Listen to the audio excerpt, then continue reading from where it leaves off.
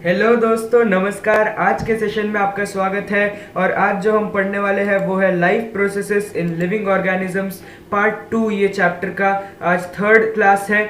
ठीक है, अभी तक कौन कौन आ गए हैं फटाफट लाइव चैट में हाई डालिए। और आज के सेशन की शुरुआत करने से पहले पहली चीज़ तो this is our Telegram group, और इसे ज्वाइन कर लीजिएगा क्योंकि यहाँ से आपको सारे नोटिफिकेशन वगैरह सब कुछ मिलेगा। प्लस कभी कभी मैं स्टडी मटेरियल भी डाल देता हूँ। ठीक है, and this is our educated education YouTube channel. फटाफट सब्सक्राइब कर दो नीचे। ठीक है, और अभी तक लाइक ना किया हो सेशन को तो कर देना। तो शुरुआत करते हैं बायोलॉजी के चैप्टर 3 की, जो कि है लाइफ प्रोसेसेस पार्ट 2। ठीक है, तो आज के सेशन का एजेंडा क्या है? आज हम पहली चीज तो पढ़ने वाले हैं बडिंग। अब आप बोलोगे बडिंग तो हमने कल ही पढ़ा था। तो बडिंग हम मल्टी सेलुलर ऑर्गेनिज्म में पढ़ने वाले हैं। कल हमने यूनिसेलुलर मतलब सिंगल सेल्ड ऑर्गेनिजम्स में पढ़ी थी। ठीक है, उसके बाद हम वेजिटेटिव प्रोपगेशन पढ़ेंगे, क्या होता है, कैसे होता है, प्लस उसके अंदर कॉम्पिटिटिव एग्जाम्स के लिए क्या क्या इंपॉर्टेंट है। उसके बाद हम स्पोर फॉर्मेशन क्या होता है वो पढ़ेंगे, और उसके बाद we will have an introduction to sexual reproduction. ठीक है, तो चलिए शुरुआत करते हैं। सबसे पहले जो हमें पढ़ना है वो है budding in the multi cellular organisms. तो देखिए बडिंग में क्या होता है। फॉर एग्जाम्पल हम हाइड्रा का केस ले रहे हैं। ठीक है, hydra is a multi cellular organism. इसके अंदर क्या होता है, देखिए, under favourable conditions at specific part of its body and outgrowth is formed by repeated divisions of regenerative cells of the body wall. This outgrowth is called as bud. देखिए hydra में क्या होता है, अभी ये जो बहुत बड़े बड़े शब्द दिखे ना, उनको सिंपल मतलब समझते हैं। ठीक है, अब देखिए हाइड्रा का एक specific part of the body, ऐसा नहीं है कि कहीं से भी, ठीक है, वहां से क्या होता है, एन आउटग्रोथ। आउटग्रोथ मतलब बाहर ग्रोथ हो रही है। ठीक है, ग्रोथ हो रही है कुछ तो भी चीज की वहां से बाहर। ठीक है, तो outgrowth is formed by repeated divisions, बार बार divisions of regenerative cells of body wall. देखिए उसकी जो बॉडी की जो वॉल होती है, हाइड्रा की जो वॉल होती है, बॉडी वॉल, उस वॉल के ऊपर ऐसे कुछ सेल्स होते हैं। वो सेल्स बार बार डिवाइड कर पाते हैं, बार बार माइटोसिस कर पाते हैं, और उसकी वजह से वो आउटग्रोथ फॉर्म कर लेते हैं। मतलब ढेर सारे सेल्स हैं, सारे के सारे सेल्स माइटोसिस कर रहे हैं, तो उसकी वजह से बहुत सारे सेल्स और फॉर्म हो गए, और उसकी वजह से एक आउटग्रोथ फॉर्म हो गया वहां पे। और इस आउटग्रोथ को हम यहाँ पे बड कहते हैं। So bud grows up progressively and finally forms a small hydra. तो यहाँ पे आप देख सकते हैं ये हाइड्रा है।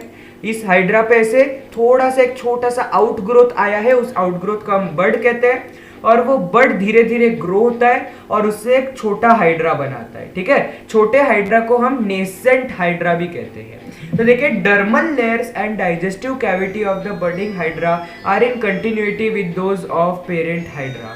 तो इसका क्या मतलब होता है, जो हाइड्रा होता है, जो अभी नया हाइड्रा बना, ठीक है, जिसे हम बडिंग हाइड्रा कह सकते हैं, वो जो बडिंग हाइड्रा है उसकी डर्मल लेयर्स मतलब उसकी बॉडी वॉल की जो लेयर्स है, ठीक है, एक्चुअली डर्मल मतलब स्किन रहता है, लेकिन हाइड्रा की स्किन नहीं होती, इसलिए जो बॉडी का आउटर पोर्शन है उसकी वॉल जो है, जिसे हम कह सकते हैं, वो बॉडी वॉल की धीरे धीरे लेयर्स डेवलप होती है, और अंदर उसकी एक डाइजेस्टिव कैविटी डेवलप होती है जिसमें से वो खाना डाइजेस्ट कर सकता है। ठीक है, so these are in continuity. वो पेरेंट हाइड्रा है, ठीक है, एक पेरेंट हाइड्रा है, उस पेरेंट हाइड्रा के साथ ही साथ उसका भी डेवलपमेंट हो रहा है। So parent hydra supplies nutrition to the budding hydra. तो नया ये जो बडिंग हाइड्रा बना है, इसको अपने पेरेंट हाइड्रा से, मतलब जो हाइड्रा ने अभी अभी बडिंग की थी, वही हाइड्रा से उसको न्यूट्रिशन मिल रहा है, वही से उसको खाना मिल रहा है। ठीक है, so budding hydra separates from parent hydra and starts to lead an independent life when it grows up and becomes able to lead an independent life. तो ये जो बडिंग हाइड्रा था, ये बडिंग हाइड्रा पेरेंट हाइड्रा से अलग हो जाएगा। कब अलग होगा, जब वो थोड़ा ग्रो हो जाएगा, जब उसके अंदर सारी ऐसी काबिलियत आ जाएगी कि वो अब अलग से रह सके। ठीक है, उसके बाद वो अलग होकर इंडिपेंडेंटली जिएगा। ठीक है, तो हमने बडिंग के बारे में अब सीख लिया। अगर आपको कोई भी डाउट आ रहे हो तो कमेंट सेक्शन में या लाइव चैट में डाल देना। तो हम नेक्स्ट पॉइंट जो देखने वाले हैं वो है वेजिटेटिव प्रोपगेशन। अब ये क्या होता है, तो देखिए reproduction in plants with the help of vegetative parts like root, stem, leaf and bud is called as vegetative propagation. अब देखिए क्या होता है, और वेजिटेटिव रिप्रोडक्शन कह सकते हैं। ठीक है, अब देखिए क्या होता है, अगर एसेक्सुअल रिप्रोडक्शन प्लांट्स में हो रहा है तो उसे हम वेजिटेटिव प्रोपगेशन कहते हैं। इतना आपको सीधा सीधा याद रखना है। अगर आपको थोड़ा घुमा फिरा के याद रखना है, मतलब ये डेफिनेशन को याद रखना है, तो इसका आप मतलब ये समझ सकते हैं कि अगर प्लांट जो है, ठीक है, अगर एक प्लांट है वो आप सिर्फ किसकी बात करोगे, रूट, स्टेम, लीफ, ये तीनों की बात करोगे। ठीक है, बर्ड मतलब वो तो स्टेम का हिस्सा माना जाता है उसको। अगर वो उन चीजों से रिप्रोड्यूस कर रहा है तो उसे हम वेजिटेटिव प्रोपागेशन कहेंगे। और ये जो पार्ट्स होते हैं रूट, स्टेम, लीफ और इवन बर्ड, इनको हम vegetative parts of the plant कहते हैं। ठीक है, तो vegetative propagation in potatoes is formed with the help of eyes present on tuber. ठीक है, पहले फर्स्ट एग्जांपल देख लीजिए कि पोटैटो में, ठीक है, जो पोटैटो होता है उसमें वेजिटेटिव प्रोपागेशन कैसे होता है, उसका जो ट्यूबर होता है उसके ऊपर आईज होती है, उन आईज से होता है। अब आप पूछोगे यार ये क्या बोल रहे हैं, तो कुछ समझ में नहीं आया। तो पहली चीज, ट्यूबर मतलब जो पोटैटो का स्टेम है वो स्टेम मॉडिफाई होकर वो ट्यूबर बनाता है। देखिए आप यहाँ पे देख सकते हैं कि जो पोटैटो है, ठीक है, पोटैटो उसका कैसा रहता है पता है क्या, ये ऐसे स्टेम रहता है और ये स्टेम से ऐसे पोटैटो रहता है ऐसे। ठीक है, तो इस पार्ट को हम मॉडिफाइड स्टेम कहते हैं, इसलिए हम इसे ट्यूबर कहते हैं। और इस ट्यूबर के ऊपर ऐसे छोटे छोटे बर्ड्स आए हुए रहते हैं, इन्हें भी हम बर्ड्स कह सकते हैं, कोई दिक्कत नहीं है। तो इन बर्ड्स को, ये पोटैटो के ऊपर है, इसे हम आईज कहते हैं। आईज इसलिए कहते हैं क्योंकि आईज जैसे दिखते हैं सिंपली, इसलिए हम इसे आईज कहते हैं। ठीक है, तो देखिए क्या हुआ, पोटैटो के अंदर the vegetative propagation is performed with the help of eyes present on tuber. तो समझ में आया, वेजिटेटिव पार्ट यहाँ पे स्टेम का इस्तेमाल हो रहा है। अब आप वापस मैं बता देता हूँ कि यहाँ पे tuber is a modified stem only, stem का ही एक मॉडिफाई किया हुआ रूप है ट्यूबर। तो इसलिए हम कहते हैं ये वेजिटेटिव प्रोपागेशन है। उस ट्यूबर के ऊपर आईज रहेगी छोटी छोटी। आपने ऑब्जर्व किया होगा ना, पोटैटो लीजिए, उसके ऊपर व्हाइट कलर के छोटे छोटे छोटे छोटे आपको दाने दिखेंगे, वो होते हैं आईज। ठीक है, और उनसे ही वेजिटेटिव प्रोपागेशन होता है पोटैटोज में।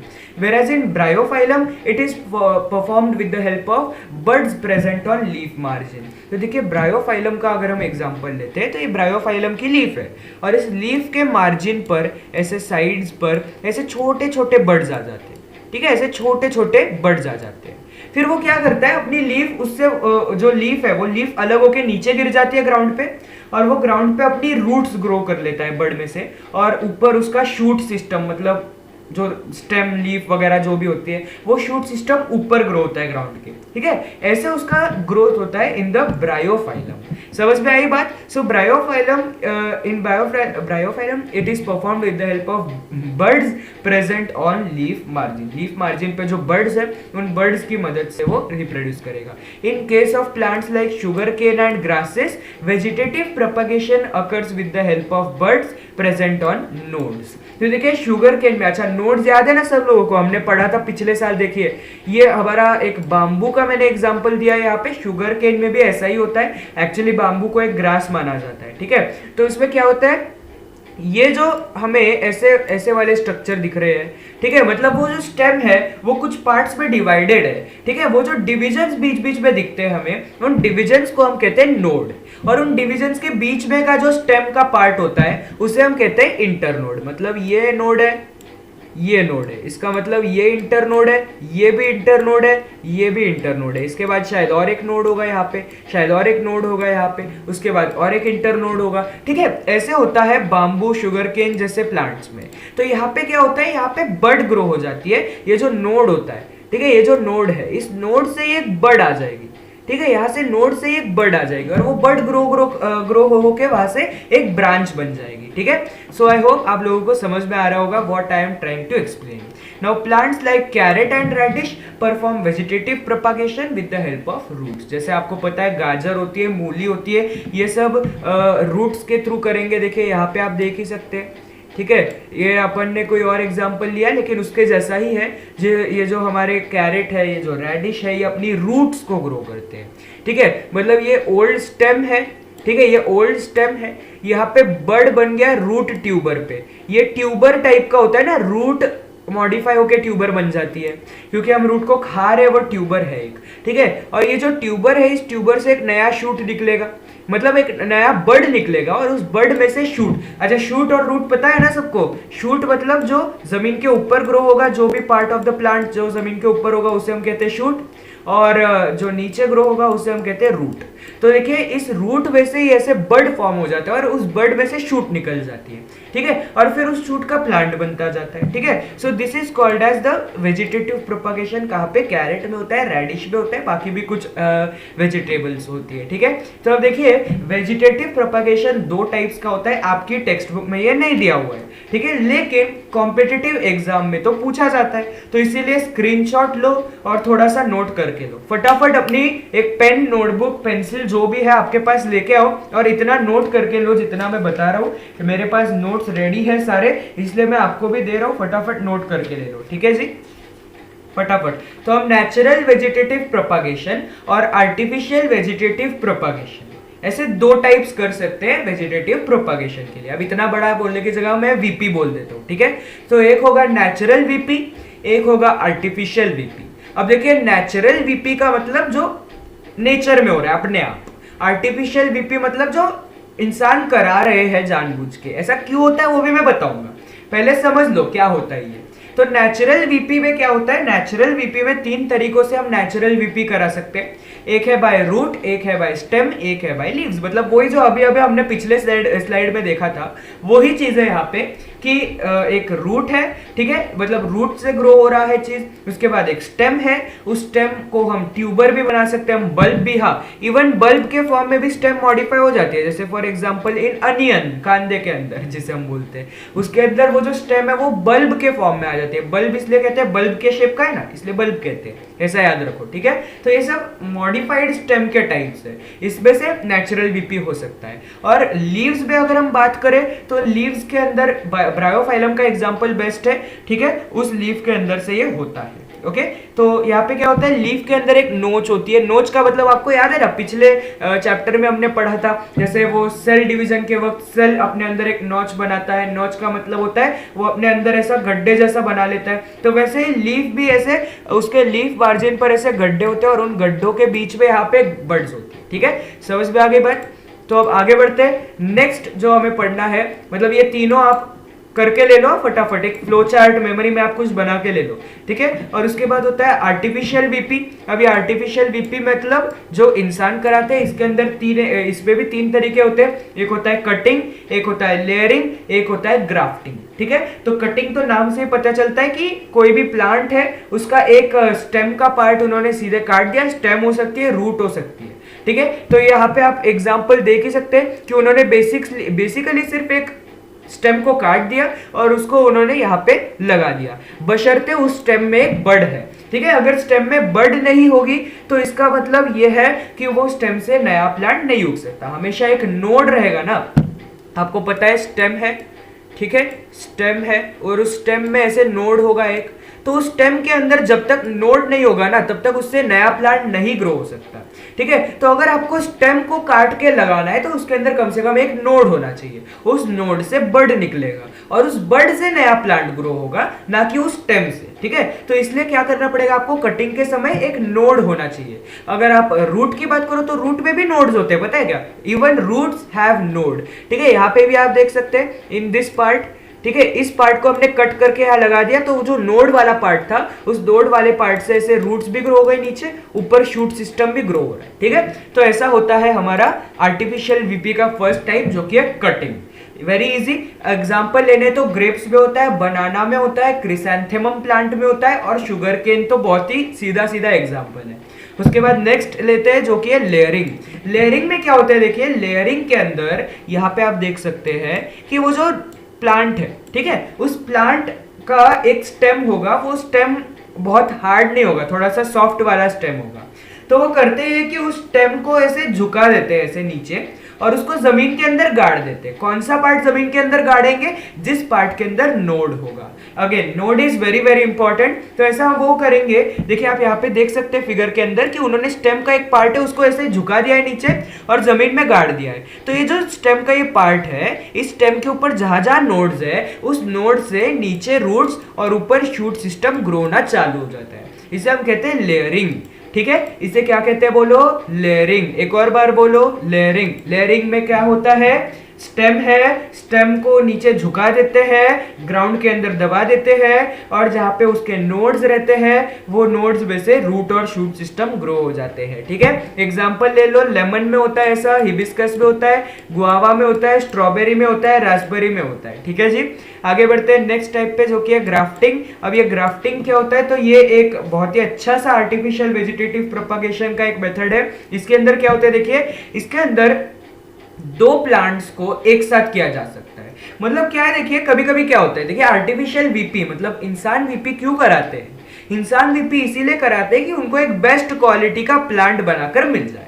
तो इसीलिए वो क्या करते हैं, उन्होंने उनको ऐसा लगा कि एक प्लांट है, ठीक है, इसका ये कैरेक्टरिस्टिक बेस्ट है, दूसरा प्लांट है उसका ये दूसरा कैरेक्टरिस्टिक बेस्ट है, तो उन्होंने दोनों प्लांट के पार्ट्स लेकर दोनों को एक साथ कर दिया, उन दोनों को एक साथ कर दिया, और उसकी वजह से क्या हुआ, अपने पास पूरा का पूरा प्लांट ही बेस्ट क्वालिटी का बन गया। ठीक है, समझ में आई बात। तो ग्राफ्टिंग इसलिए किया जाता है। अब देखिए ग्राफ्टिंग के अंदर हमारे पास दो पार्ट्स होने चाहिए, एक प्लांट का हमारे पास रूट के साथ थोड़ा सा स्टेम होना चाहिए।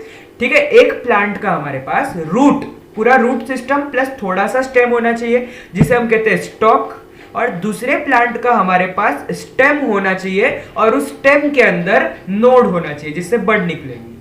ठीक है, उस स्टेम के अंदर नोड होना चाहिए जिसमें से बड निकलेगी, और उस पार्ट को जो स्टेम हमने ली है सॉरी, जो हमने स्टेम लिया है जिसके अंदर थोड़ा सा एक नोड है, बड है, उस वाले पार्ट को हम कहेंगे स्कियोन। तो नीचे वाला जो पार्ट है उसे हम कहेंगे स्टॉक, जो ऊपर वाला हमने स्टेम काटा उसे हम कहेंगे स्कियोन। उन दोनों को हम ऐसे टेढ़ा कट लगाते हैं, टेढ़ा कट इसीलिए लगाते हैं, सीधा कट लगाओगे तो आपको भी पता है कि गिर जाएगा। ठीक है, हमने ऐसे रखा है, एक प्लांट ऐसे है, एक प्लांट ऐसे है, उनको एक साथ रखा तो हो सकता है गिर जाए, तो इसीलिए वो ऐसे टेढ़ा कट लगाते हैं, और उस टेढ़ा कट लगाने के बाद वो ऐसे रैप कर देते हैं उसको, अच्छे से उसको बांध देते हैं। ठीक है, और थोड़े सालों बाद वो हो सकता है वो एक साथ हो जाए, तब वो बांधा हुआ वो हटा देते हैं। ठीक है, तब अच्छे से एकदम वो प्लांट ग्रो होता है विद द बेस्ट क्वालिटी। ठीक है, और ये मैक्सिमम टाइम्स हमें एप्पल में देखने को मिलता है, क्योंकि एप्पल आपको पता है बेस्ट क्वालिटी मिलने बहुत ही इंपॉर्टेंट है, नहीं तो बिक्री नहीं होती मार्केट में। तो इसलिए एप्पल में ग्राफ्टिंग बहुत ज्यादा कॉमन है, पी प्लांट में, मटर में बहुत ज्यादा कॉमन है, एप्रिकॉट वो भी काफी ज्यादा उसके अंदर ग्राफ्टिंग की जाती है। अब आप पूछोगे कि इसके फायदे क्या है, तो सबसे पहला फायदा तो मैंने आपको अभी अभी बताया कि बेस्ट क्वालिटी का आउटपुट मिलेगा आर्टिफिशियल वीपी के अंदर। ठीक है, और क्या एडवांटेजेस हो सकते हैं इसके, तो फास्टर है ये, फटाफट। ठीक है, वहां पे क्या हो रहा था, यहाँ पे हमें प्लांट के ऊपर भरोसे, प्लांट के भरोसे पर छोड़ना पड़ रहा था, वो प्लांट आराम आराम से करेगा। यहाँ पे हमने क्या किया, सीधा काटा, नीचे गाड़ दिया, बन गया उसका प्लांट, तो ये फास्ट होता है। ठीक है, यहाँ पे बेटर वैरायटी मिलेगी, वही मैंने बताया। ये monitoring of diseases can be done. For example, एक वेराइटी है प्लांट की, वो वैरायटी डिसीजेस को बहुत वल्नरेबल है, उसको फटाक से डिसीज लग जाती है, तो हमने क्या किया, उसको दूसरी वैरायटी के प्लांट के साथ मिक्स किया जिसका इम्यून सिस्टम मतलब वो डिसीजेस के से काफी ज्यादा रेजिस्ट करता है, ऐसे वाले प्लांट्स के साथ उसको मिला दिया ग्राफ्टिंग के मेथड से। तो देखिए यहाँ पे हमें डिजीज मॉनिटरिंग भी मिल जाता है। ठीक है, और अगर बोले तो maintenance of quality and quantity, quality तो यहाँ पे मेंटेन हो ही जाएगी, उसी के साथ साथ क्वांटिटी भी मेंटेन होगी। मतलब कुछ प्लांट्स होते हैं जिसके अंदर काफी कम फ्रूट्स वगैरह सब बनते हैं, कुछ प्लांट्स होते हैं जिसमें काफी अच्छा प्रोडक्शन मिलता है, तो दोनों को मिला सकते हो। अच्छा, एक शर्त है कि वो जो प्लांट है वो सेम स्पीशीज के होने चाहिए। ऐसा नहीं है कि ऊपर लेमन का प्लांट है, नीचे एप्पल का प्लांट है, दोनों को मिला दिया, ऐसा नहीं हो सकता। ठीक है, ऐसा नहीं हो सकता। ओके, ये होता है। एंड इंक्रीमेंट ऑफ प्रोडक्टिविटी, मतलब यहाँ पे प्रोडक्टिविटी ज्यादा है, यहाँ पे क्वालिटी क्वांटिटी ज्यादा है, वही चीज है, बस उसका लैंग्वेज चेंज है। तो एग्जाम में क्वेश्चन पूछ लिया जाए which of this is an advantage, which of this is an disadvantage of artificial VP, तो इसमें से आपको बताते आ जाएगा। ठीक है, so these are the things which you need to remember from here, और ये सब कॉम्पिटिटिव एग्जाम में भी काम आएगा, प्लस स्कूल के एग्जाम में तो काम आने ही वाला है इसका कुछ पार्ट। ठीक है, अब आगे बढ़ते हैं। लास्ट जो हमारी मेथड है एसेक्सुअल रिप्रोडक्शन की हमें पढ़नी है मल्टीसेल्युलर ऑर्गेनिज्म में, वो है स्पोर फॉर्मेशन। ठीक है, स्पोर फॉर्मेशन इसका क्या मतलब होता है, fungi like Mucor have filamentous body, they have sporangia. मतलब क्या होता है, ये किंगडम फंगस में मेनली पाया जाता है स्पोर फॉर्मेशन। रिप्रोडक्शन। जैसे फॉर एग्जांपल हमने म्यूकर का एग्जांपल लिया, तो म्यूकर की फिलामेंटस, अगेन फिलामेंटस मतलब स्टिक लाइक बॉडी है, ठीक है, और उसके ऊपर एक स्पोरेंजिया होता है। ऐसा स्पोरेंजिया का मतलब एक ऐसा गोल स्ट्रक्चर या अम्ब्रेला लाइक भी स्ट्रक्चर होता है कुछ प्लांट्स में, जिसके ऊपर स्पोर्स होते हैं, ठीक है। और ये जो स्पोर्स है ये कैसे है, ये स्पोर्स ऐसे छोटे छोटे दाने जैसे होते हैं, और जैसे ही वो स्पोर्स फॉर्म हो जाते हैं वो स्पोरेंजिया बर्स्ट हो जाता है, उसमें धमाके हो जाते हैं, मतलब धमाके इन द सेंस छोटा सा धमाका होता है और उससे सारे स्पोर्स जो है वो उसमें से निकल जाते हैं, ठीक है, वो रिलीज हो जाते हैं। और वो स्पोर्स ऐसे हवा में इधर उधर घूमते रहते हैं, क्योंकि स्पोर्स बहुत ही लाइट वेट होते हैं। तो उसके बाद क्या होता है, हम उन्हें जहां भी एक फेवरेबल एनवायरनमेंट मिल जाते हैं, फॉर एग्जांपल ब्रेड, ठीक है, तो ब्रेड के ऊपर आपने ऑब्जर्व किया ही होगा कि ब्रेड अगर आपने 2-3 दिन रखी है, या चपाती रखी है सादी, ठीक है, 2-3 दिन आपने ऐसे रखे, तो क्या होगा, उसके ऊपर ऐसा ग्रीनिश कलर का एक फॉर्मेशन हो जाएगा, और वो फंगस ही होता है, ठीक है। तो वो कैसे होता है, वो लोग आप फंगस हमारे आसपास तो कहीं हमें दिखे नहीं, तो ये कहां से आ गए, तो वो स्पोर्स की वजह से। ये स्पोर्स हर तरफ हवा में होते हैं, ठीक है, और वो हर तरफ हवा में होते हैं, उन्हें जैसे ही एक मॉइस्ट मतलब थोड़ी सी गीली जगह, अब जैसे ब्रेड और चपाती में थोड़ा सा वाटर कंटेंट तो होता ही है, वार्म प्लेस मतलब हमारा जो रूम टेम्परेचर है वो उनके लिए सही रहता है स्पोर्स के लिए, ठीक है, तो वो वहां पे जाते हैं और नई अपनी एक फंगल कॉलोनी बच जाती है उनकी, मतलब ढेर सारे स्पोर्स है, वो ढेर सारे स्पोर्स में से ढेर सारे वो म्यूकर बनाएंगे, ठीक है, उनका पूरा ढेर सारा वो पूरा अपना कॉलोनी बना लेंगे। कॉलोनी इसलिए कहते हैं क्योंकि बहुत सारे हैं ना, तो इसलिए हम इसे फंगल कॉलोनी कहते हैं, ठीक है। सो आई होप ये चीज भी आपको समझ में आई होगी। कोई भी डाउट्स हो अभी के अभी लाइव चैट में पूछना। अभी तक दोस्तों लाइक ना किया हो तो कर देना। जो लोग डिसलाइक कर रहे हैं उनको मैं बोल देता हूं कि अगर डिसलाइक करना है तो डरपोकों जैसे मत करो, कमेंट्स में डालो, ठीक है, डरपोक लोगों के निशानी मत दो, कमेंट्स में डालो डिसलाइक क्यों कर रहे हो। नेक्स्ट हम पढ़ेंगे जो कि है सेक्सुअल रिप्रोडक्शन। तो हमने अभी तक एसेक्सुअल रिप्रोडक्शन में क्या क्या पढ़ा, एक बार रिवीजन करते हैं भाई फटाफट, ठीक है, रिवीजन कर लो, फटाफट रिवीजन कर लो, अपनी टेक्स्ट बुक निकालो, ठीक है, और रिवीजन कर लो। क्या है देखो, एसेक्सुअल रिप्रोडक्शन के मोड्स क्या क्या है, एक है फिजन, ठीक है, फिजन में आता है बाइनरी फिजन और मल्टीपल फिजन, दूसरा है बडिंग, ठीक है, उसके बाद आता है फ्रैगमेंटेशन जिसमें पार्ट्स होते हैं, उसके बाद होता है रीजनरेशन, ठीक है, रीजनरेशन मतलब एक पार्ट है वो ग्रो होता है, ठीक है, उसके बाद होता है स्पोर फॉर्मेशन जो अभी अभी देखा, और वेजिटेटिव प्रोपागेशन जो अभी अभी देखा, ठीक है। तो ये हो गया हमारा एसेक्सुअल का रिवीजन। अब सेक्सुअल रिप्रोडक्शन क्या होता है वो देख लेते हैं। आज के सेशन में हम सिर्फ एक इंट्रोडक्शन लेंगे, ठीक है, तो इंट्रोडक्शन देख लीजिए। Sexual reproduction always occurs with the help of 2 germ cells. तो पहली चीज तो यहाँ पे बाय पैरेंटल है। बाय पैरेंटल मतलब 2 पेरेंट्स है, ठीक है, एक मेल पेरेंट होगा, एक फीमेल पेरेंट होगी, ठीक है, दोनों के पास जर्म सेल्स होंगे। जर्म सेल्स का मतलब गैमीट, गैमीट का मतलब ऐसे सेल्स है वो जिनसे रिप्रोडक्शन कराया जाता है, ठीक है। सो 2 जर्म सेल्स होंगे, एक होगा मेल जर्म सेल, एक होगा फीमेल जर्म सेल, या फिर कह सकते हैं मेल गैमीट और फीमेल गैमीट, ठीक है।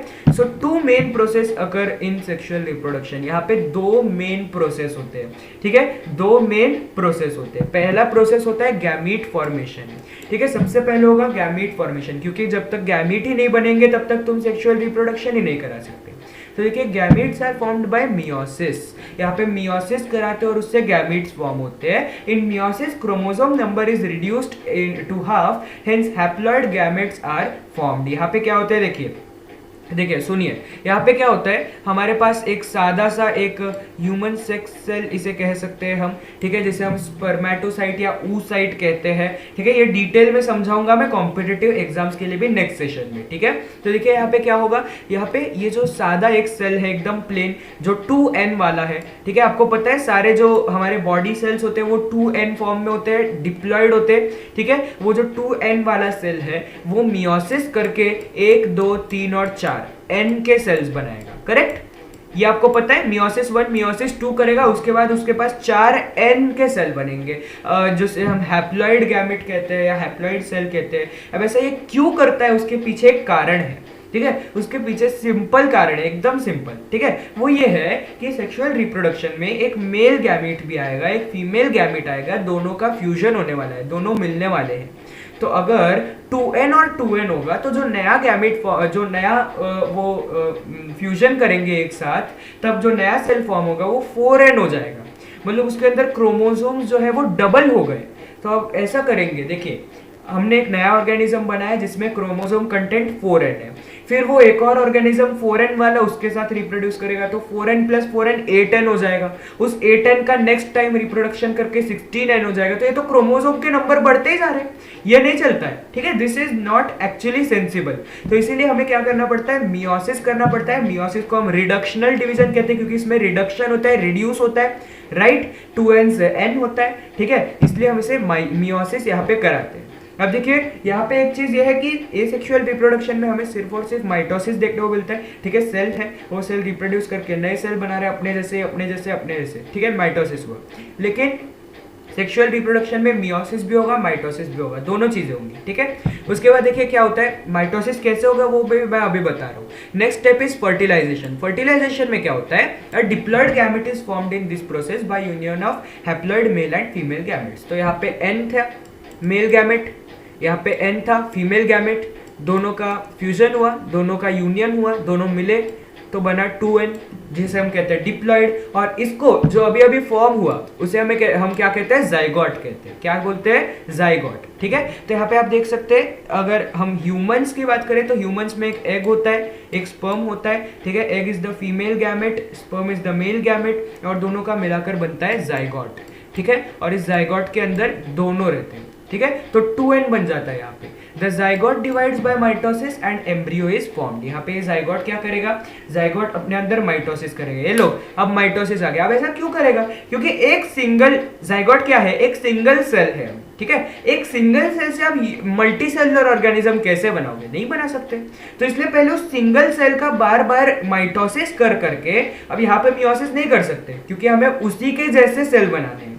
तो इसलिए यहाँ पे माइटोसिस करेंगे, बार बार माइटोसिस करेंगे, बार बार माइटोसिस करेंगे, और उससे हमें ढेर सारे जाइगोट के जैसे सेल मिल जाएंगे। और वो जो ढेर सारे सेल बने उसे हम कहेंगे एम्ब्रियो, ठीक है। क्या कहेंगे बोलो, embryo, okay. So embryo is form, the embryo develops to form new individual. तो देखिए पहले हमारे पास थे मेल और फीमेल गैमिट, वो दोनों का फ्यूजन हुआ, यूनियन हुआ, उसके बाद बना जाइगोट। उस जाइगोट के अंदर बहुत सारा माइटोसिस हुआ, माइटोसिस होने के बाद एम्ब्रियो बना, मतलब ढेर सारे सेल्स उसके अंदर होते हैं एम्ब्रियो के अंदर, और उस एम्ब्रियो का फर्दर डेवलपमेंट होगा, उस डेवलपमेंट से फीटस बनेगा। फीटस का मतलब एक नया छोटा बच्चा बनेगा, ठीक है। और फिर उसके बाद वो पूरी तरीके से बड़ा होने के बाद मल्टीसेलुलर ऑर्गेनिज्म वापस बन जाएगा, ठीक है। समझ में आ गई बात आपको कैसे होता है, दो स्टेप से, एक है गैमीट फॉर्मेशन, एक है फर्टिलाइजेशन, ओके। चलिए अब नेक्स्ट पॉइंट पे बढ़ते हैं, एक ओवरव्यू लेते हैं, ठीक है। देखिए यहाँ पे क्या क्या होता है, two parents that is male parent and female parent are involve in this type of reproduction. तो इसके अंदर मेनली टू पेरेंट्स होते हैं, एक होता है मेल पेरेंट, एक होता है female parent. Fusion of male gamete of male parent and female gamete of female parent occurs, due to this a new individual always has the recombined genes of both the parents. तो यहाँ पे क्या हो रहा है, दोनों gametes का fusion हो रहा है, उसकी वजह से जो नया इंडिविजुअल बनेगा वो नए इंडिविजुअल के अंदर रिकम्बाइंड जीन्स होंगे, मतलब उसका जो जेनेटिक मटेरियल होगा उसके अंदर कॉम्बिनेशन होगा दोनों का, और कुछ तीसरा ही अलग ही जेनेटिक मटेरियल होगा। Hence the new individual shows similarities with the parents for some characters and has some characters different from both parents. तो देखिए यहाँ पे क्या होता है, यहाँ पे कुछ ऐसे कैरेक्टर्स है जो मेल से आए हैं, कुछ ऐसे कैरेक्टर्स है जो फीमेल से आए, और कुछ ऐसे कैरेक्टर्स है जो उसने खुद ही डेवलप कर लिए, क्योंकि यहाँ पे एक रिकॉम्बिनेशन हो रहा है, यहाँ पे कुछ एकदम तीसरी चीज बन रही है, ठीक है। तो इसीलिए यहाँ पे कुछ कैरेक्टर्स वो खुद के भी डेवलप करता है, ठीक है। ऐसा होता है यहाँ पे, जैसे कि आप अपना ही एग्जांपल ले लीजिए, तो आपके पास कुछ अपने ऐसे गुण होंगे जो आपके पापा से आए होंगे, कुछ ऐसे होंगे जो मम्मी से आए होंगे, और कुछ होंगे जो आपके खुद के होंगे, ठीक है। ऐसा होता है यहाँ पे। तो diversity in living organisms occurs due to genetic variation. तो यहाँ पे क्या होता है, ये जो जीन्स है, मतलब जो उसका जेनेटिक मटेरियल है वो वेरिएशन है, मतलब वैरायटी में है, और उसी की वजह से डाइवर्सिटी मिलती है लिविंग ऑर्गेनिजम्स में, मतलब बहुत ही अलग अलग तरीके के लिविंग ऑर्गेनिज्म बनते हैं। कोई भी एक दूसरे से मेल नहीं खाता है फुल्ली टोटली, ठीक है, कुछ ना कुछ डिफरेंस तो रहता ही है। Genetic variation helps the organisms to adjust with the changing environment and thereby to maintain their existence. तो ये देखिए, ये जो जेनेटिक वेरिएशन होता है, ये जो जेनेटिक रिकॉम्बिनेशन होता है, ये जो चीजें बदलाव हो रहे हैं, इस बदलाव की वजह से एनवायरनमेंट भी बदलता ही रहता है, तो इसके साथ एडजस्ट करने में मदद मिलती है, और ये एग्जिस्टेंस में मदद करता है। मतलब ये वो ऑर्गेनिज्म जो है, वो ऑर्गेनिज्म लॉन्ग टर्म, वो ऑर्गेनिज्म की स्पीशीज कभी बर्बाद नहीं हो सकती, क्योंकि वहाँ पे क्या हो रहा है, बार बार जेनेटिक चेंजेस हो रहे हैं, और एनवायरनमेंट में कोई तो फैक्टर ऐसा होगा ठीक है, या फिर एनवायरमेंट, ऐसा कोई एक तो ऑर्गेनिज्म बनेगा ही जो एनवायरमेंट के सभी फैक्टर्स के साथ क्या कहते हैं एडजस्ट कर पाए, ठीक है। So due to this plants and animals can save themselves from being extinct. तो यहाँ पे क्या होता है, जो प्लांट्स और एनिमल्स है वो एक्सटिंक्ट होने से बच जाते हैं। अब आप बोलोगे वाह भाई बड़ा अच्छा है, अब तो एसेक्सुअल रिप्रोडक्शन कराना ही नहीं चाहिए, सेक्सुअल रिप्रोडक्शन ही होना चाहिए। लेकिन देखिए इसके कुछ फायदे तो इसके कुछ दुष्प्रभाव भी है, ठीक है, इसके कुछ डिसएडवांटेज भी है, वो भी हम देखेंगे, ठीक है। कल के सेशन में हम इसके एडवांटेज डिसएडवांटेज भी हम डिस्कस करने ही वाले हैं। So what would have been happened if the male and female gametes had been diploid. मतलब हमने देखा कि जो मेल गैमेट है, जो फीमेल गैमेट है, वो हैप्लॉयड होते हैं, एन वाले होते हैं, ठीक है। अब ये डिप्लॉयड होते हैं, 2n होते, तो क्या होता है, मतलब वही चीज है ना, मैंने अभी अभी तो एक्सप्लेन किया था, एक बार आंसर रीड आउट कर देता हूं मैं। The male and female gametes sperm and ovum are haploid. अच्छा, जो मेल गैमेट होता है ह्यूमंस में उसे स्पर्म कहते हैं, जो फीमेल गैमेट होता है उसे ह्यूमंस में ओवम कहते हैं, ओवम मतलब एग, ठीक है। So these are haploid n and zygote formed from them is diploid, मतलब 2n. If the male and female gamete were diploid, the number of chromosomes in each generation would have continued to double and this would result in an increasing number of chromosomes. ठीक है, वही चीज मैंने आपको explain कर दी थी। अब next question ले लेते हैं, ठीक है। एक सेकेंड, ये किधर गया, ठीक है, खत्म ही कर रहे हैं बस सेशन को, टेंशन मत लो। सेकंड क्वेश्चन है what would have been happened if any of the cells in nature had not been divided by meiosis. तो अगर कोई भी सेल में मियोसिस ही नहीं होता तो इससे क्या होता, तो meiosis is necessary for sexual reproduction and for increasing genetic diversity. तो अगर तुम्हारे पास मियोसिस नहीं है तो पहली चीज तो तुम्हारे पास सेक्सुअल रिप्रोडक्शन ही नहीं हो पाएगा, ठीक है, क्योंकि मियोसिस के अंदर एक रिडक्शनल डिवीजन होता है, उसके अंदर हमें एन मिलता है, तभी एन को हम कंबाइन करके 2n बनाते हैं, ठीक है। हम कभी भी 2n को कंबाइन नहीं करते, दैट इज नॉनसेंस। तो इसलिए सेक्सुअल रिप्रोडक्शन नहीं हो पाता। और प्लस मियोसिस के अंदर क्या हो रहा है, अब सेक्सुअल रिप्रोडक्शन नहीं हो रहा तो इसका मतलब जेनेटिक डाइवर्सिटी भी नहीं मिलेगी, वो जो जैसा पेरेंट वैसा ही बच्चा, वैसा ही उसका बच्चा, सेम टू सेम, ठीक है। If meiosis were to disappear all sexually reproducing organisms would stop having offspring. तो पहली चीज तो ये होगी कि जिस भी ऑर्गेनिज्म में सेक्सुअल रिप्रोडक्शन होगा वो नहीं कर पाएगा अब सेक्सुअल रिप्रोडक्शन, और वो सब कुछ उसका स्पीशीज वही के वही खत्म हो जाएगा, वो वही के वही रुक जाएगा। This means no more babies, puppies, kittens, plants etcetera, ठीक है। मतलब इंसान के भी बच्चे नहीं होंगे, जो हमारे डॉग्स होते हैं उनके भी बच्चे नहीं होंगे, कैट्स होते हैं उनके भी बच्चे नहीं होंगे, और प्लांट्स भी नहीं होंगे, ठीक है, क्योंकि मैक्सिमम प्लांट्स में तो यही होता है, ठीक है। While all living children and adults of sexually reproducing organisms would continue living, there would be no future generations. अभी तो है, ठीक है, अभी के सब जी रहे, लेकिन फ्यूचर जनरेशन ही नहीं बनेगी, नेक्स्ट जनरेशन ही नहीं बना सकते। So this would lead to the extinction of the majority of the world's diploid species.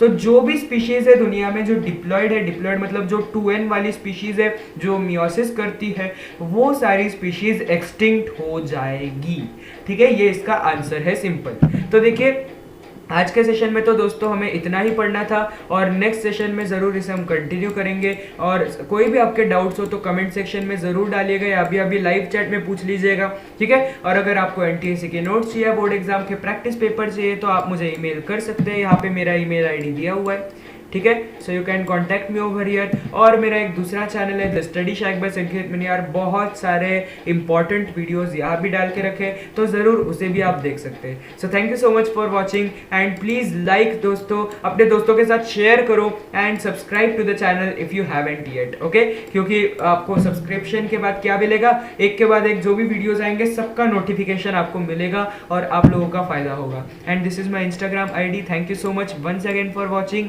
And आज के सेशन को यहीं पे ख़त्म करते हैं। I am Sanket Maniyar, and bye bye, see you in the next session.